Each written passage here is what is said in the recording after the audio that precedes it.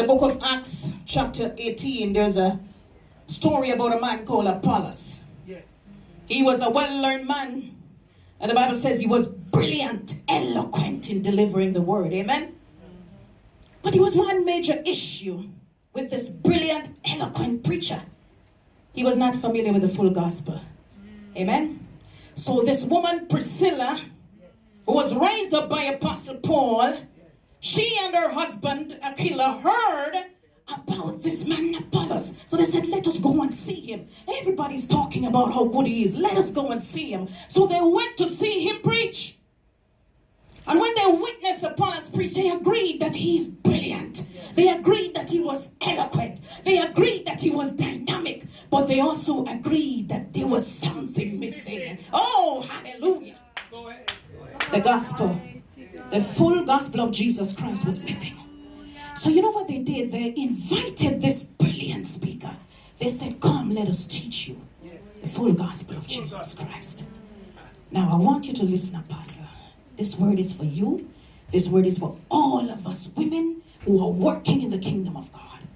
When Priscilla and Aquila extended that invitation to Apollos, he could have said, I don't need nobody to teach me nothing. Look how good I am in preaching the word of God. He could have said to himself, I am so good, I don't need them to teach me nothing. And he could have also said, I don't want no woman teaching me nothing.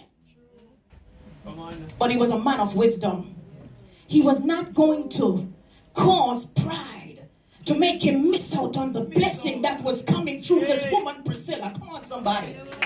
So the Bible says that they spent the time and they taught him the full gospel. And the Bible says when they were finished with him, he was even better than before as a preacher. Come on, somebody.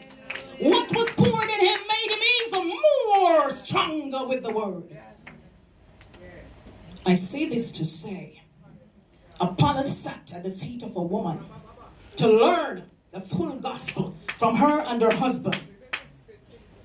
There are many today who will say certain things about women and what we're not supposed to do. But I came here to tell you, go back to the Bible.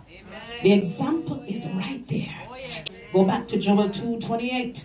It says that in the last days, God will pour out his spirit upon all flesh. That includes men and women. Come on, somebody. This is a prophetic declaration of the outpouring of the Holy Spirit upon everyone, regardless of your age and your gender. Come on, somebody. Are you hearing me? The Holy Spirit makes no distinction when it comes to his gifts and calling. The same Spirit that empowers men also empowers women to be co-laborers in the kingdom of God.